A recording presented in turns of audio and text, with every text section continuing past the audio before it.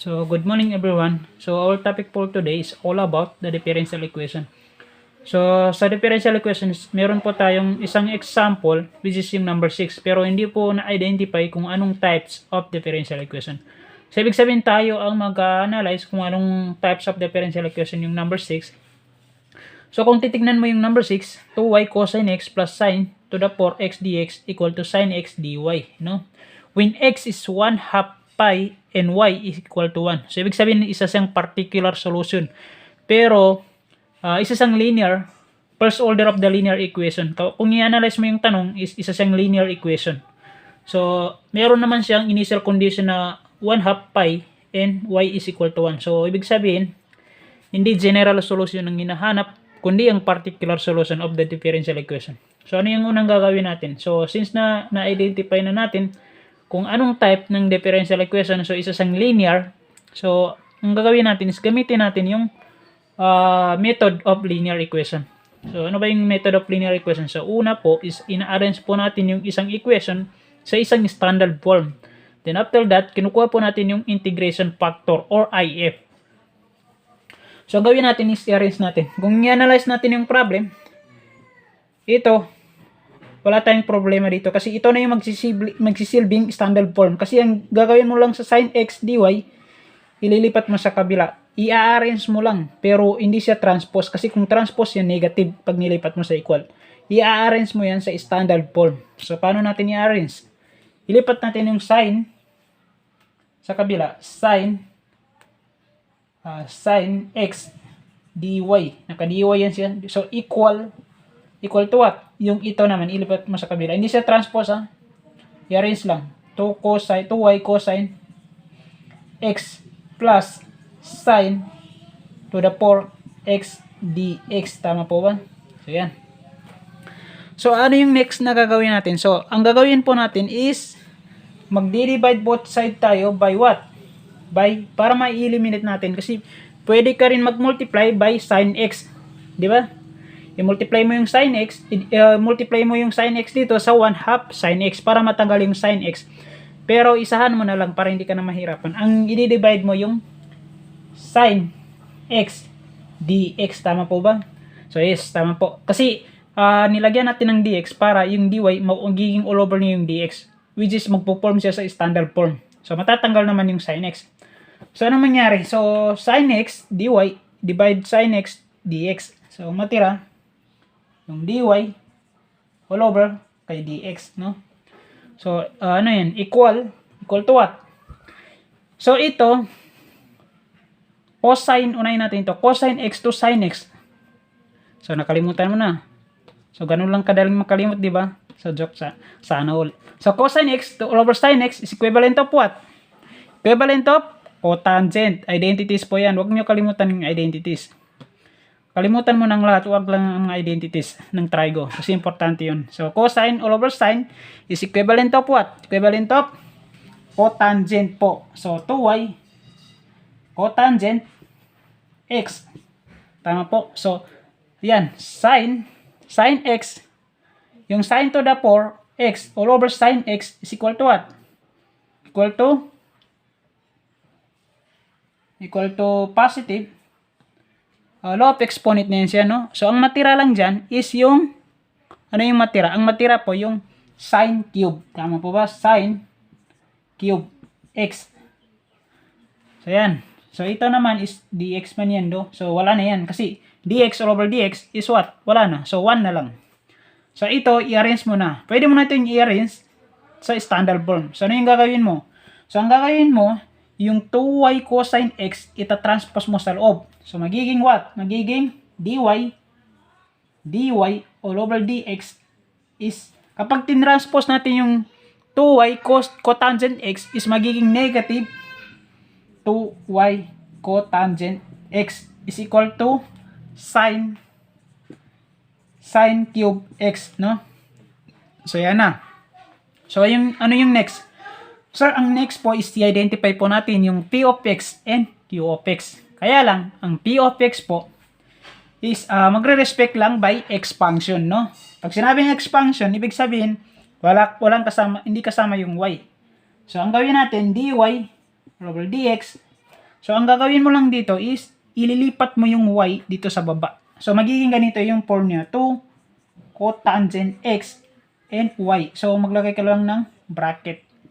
So, ito, hindi to multiply. Hindi multiply yung y to cosine x. Ito, y, mag-multiply kay buong function ng cotangent. So, pag minultiply natin yan dito, magiging 2y cotangent x. So, hindi siya mag-multiply kay x. Dito siya mag-multiply sa buong function ito. So, ano yung natira? Ito, sin cube x. So, sir, bakit na po nilipat pa yung y dito? Kasi alam mo na ang integration factor mo is yung p of x. Kailangan mo kunin yung p of x. So, hindi mo siya masasabi na, hindi mo siya ma-integrate kung kasama yung y. Kasi alam mo na yung y magre-respect lang kay dy. So, alam mo rin na ang p of x sa integration factor is magre-respect lang sa kay x. So, ibig sabihin hindi kasali yung y. So, kaya siniparate natin yung y. So, ang next po natin is, ano yung next step natin dito?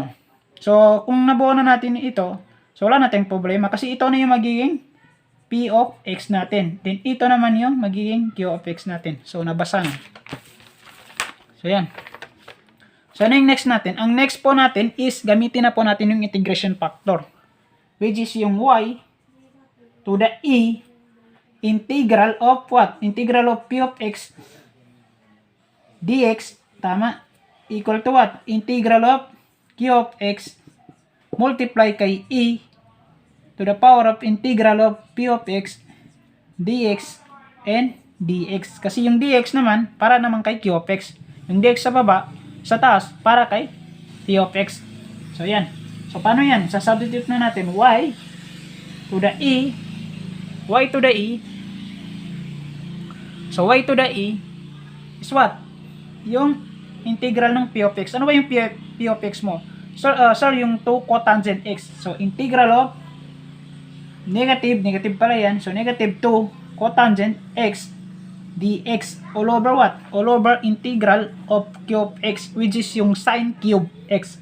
So, sin cube x, tama po. So, multiply kay integral of p of x, which is yung negative 2 cotangent x dx and dx naman para kay sin cube. So, paano yan? So, ano yung gagawin natin? So, simplify po natin. So, di ba ang cotangent x, di ba kung natatandaan natin, ang integral ng cotangent x is what?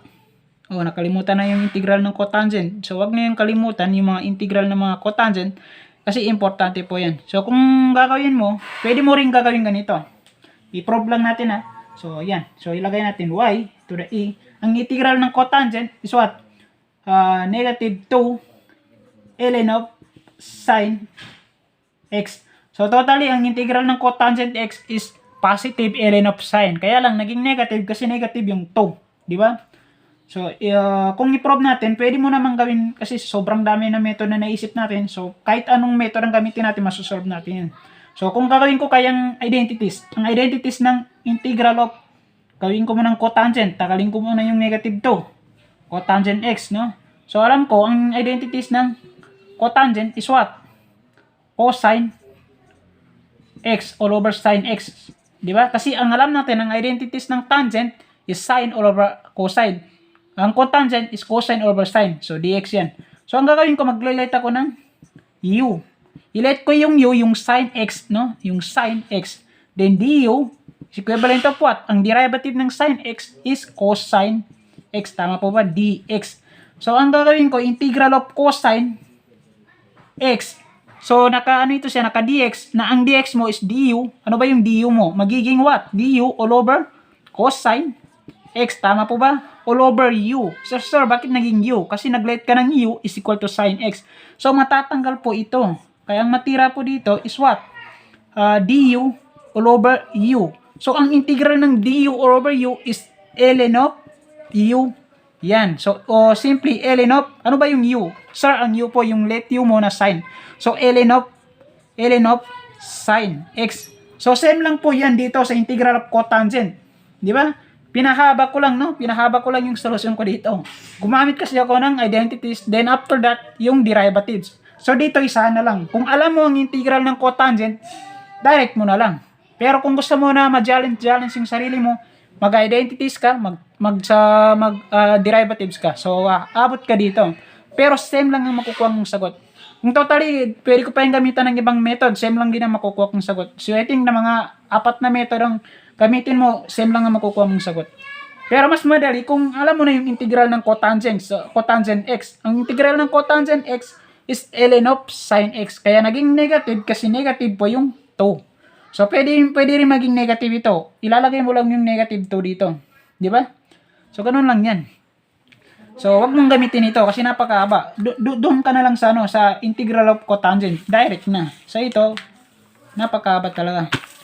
So, burayin na natin. Hindi natin gagawin. Pinakita ko lang na kahit mag-derivatives ka pa o mag-identities ka pa, isa lang po yung makukuha ng sagot. So, pinoprove lang po nito kung tama yung solution o yung makukuha mong sagot. So, ano yung gagawin natin dito? So, ito, direct na tayo sa integral. So, okay na tayo dito. So, dito na lang. So, dito, integral of integral of sin cube x to the integral of what? Integral ng negative 2 cotangent x is negative 2 ln of sin x tama po. dx dito sa baba, no? Para kay cube x yung dx dito. So, ito pwede kang mag-substitution method and identities. So, katulad nung kanina na pinakita ko. So, ito, ang gawin mo dito, ibabalik mo siya sa rule of logarithm. So, alam natin, ang rule ng logarithm is tumataas po yung what? Tumataas po yung negative 2. Binabalik po sa exponent nito. Kaya mangyari is y to the e to the ln of sin x to the negative 2. Tama po ba? Kasi babalik siya dito sa properties niya. So, equal to what? Equal to sin, integral of sin x cube is multiply kay e. Ganun din yung dito. Magpa-properties siya sa logarithm. Kaya magiging ln of sin squared x. Pero naka-negative kasi naka-negative po siya kanina. So, dx. So, matatanggal na yan. Di ba? Matatanggal na yan. So, ano yung next? Ang next po, ang matira lang po is y to the sin. So, doon na lang. Ang matira po yung y. Dito natin ilagay. Matira po yung y to the what? Yung sin to negative 2 x is equal to what? Integral of sin cube x multiply kay what? Yung positive sin x to negative 2 dx. Kasi yung dx para kay q of x. Hindi pa natin nagalaw yung q of x o hindi po natin nagamit. Mamaya na lang. So, ito, so naka-negative yung exponent. Kung gagawin mo yung positive, anong gagawin mo? Pag gusto mo gawin positive yung exponent mo, siyempre, ibabawa natin yan. Gawin natin yung denominator ng y. So, y equal to what? Kasi negative ito, kailangan natin ibaba. So, positive sin, positive 2 na yan, di ba? Kasi binaba mo na yan. So, 2x is equal to what? Integral of sin cube x. Ito, ibaba mo rin kasi negative. So, what? Ano mangyari? Magiging 1 all over sin squared x dx. Tama po ba? So, ano yung next na gagawin natin dyan? Ang next po na gagawin natin dyan is tatanggalin natin ito. Kasi, i-divide kasi. Yung sin cube kasi, multiply natin sa 1, i-divide natin sa sin squared x because of law of exponent, no? So, y is equal to what? Equal to sin squared x is equivalent of integral. Ito, ano yung matira? Pag sin cube, multiply kay 1, divide sin squared is sin x na lang yung matira. Yung 1 na lang yung matira na exponent ng sin. So, imaginary exponent na 1 yan. So, dx. So, madali na lang yan, no? So, kasi integral lang natin yan. Ito, wala tayong problema dito. So, y all over what? Sin squared x. Ang integral ng sin is what? Ang integral po ng sin is negative cosine x plus c. So, sir, bakit negative cosine x?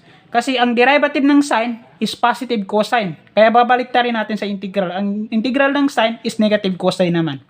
Kasi ang integral ng cosine is positive sign. So, ang derivative ng cosine is negative sign. So, kabaliktaran. So, yan. So, bibigyan natin yan ng magandang sagot.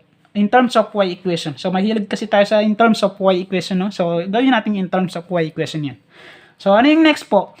Ang next po is naka particular solution po. Sabi dito sa condition, when x is equal to 1/2 pi and y is equal to 1. So, ang y is 1 po yan. So, ang sign is what? Ang sign po, ang sign ng squared. Ano yan siya? 1/2 pi po yan, di ba? So, equal to negative cosine ng x. Ano ba yung x natin? 1/2 pi po. So, plus c. So, kung alam ninyo, sa radius of curvature, ang sine 1/2 pi is equivalent of 1. Equivalent of 1 siya. So, 1 all over 1 squared. Sure, bakit naka-squared? Kasi naka-squared yung sine mo, di ba? So, equal to what? Ang negative cosine 1/2 pi is equivalent of 0 doon sa radius of curvature sa referential calculus. So, dapat, kahit natapos na natin, dapat familiaras pa rin tayo. Dapat kabisado pa rin natin lahat. Para hindi tayo mahirapan mag-simplify. So, ano yung natira? Kung ang negative cosine 1/2 pi sa radius of curvature is magiging 0, ang natira yung positive c. So, c na lang dito. So, 1 to the power of 2 is equivalent of 1. Tama po. So, 1 divide 1 is 1. So, ibig sabihin, ang value ng c is 1 po. Ang value po ng c. So, ano pa yung susunod? Ang susunod po dyan is, ibabalik po natin dito yung value ng c. So, burahin na natin ito. Ibabalik po natin yung value ng c dito. So, kailangan natin yung value ng c. So, ano yung general solution natin dito? Sir, ang general solution po natin is ito. So, kailangan po natin gamitin yan. So, sabi dito, y all over what? Yung sine squared x, tama po, is equivalent of what? Equivalent of negative cosine x plus c. Ang c po is equal to 1, kaya plus 1. So, in terms of y, gagandaan natin yung sagot. In terms of y equation, so gawin natin yung y equation. Ang gagawin mo, yung sine squared x, multiply mo dito. So, pag minultiply natin yan, in terms of y equation na yung makukuha natin. So, ang gagawin mo, pag minultiply natin yan, ipapactor na lang natin yung sine. Kaya magiging ganito siya. Sine squared x is equivalent of what? 1 minus cosine x. So, sir, bakit naging ganyan? Kasi, alam mo, sine squared x times 1 is ganito. Yung sine squared x mapupunta dito. Sine squared x times cosine x is magiging madadagdag lang dito. Kaya lang sinurkat ko. Kung tutusin, kung kabisado mo talagang identities, alam mo ang identities ng 1 minus cosine x is sine squared x. So, hindi naman identities ang ginagamit natin dyan, factoring. So, ito na yung particular solution mo. So, yan po yung final answer sa first order of the linear equation.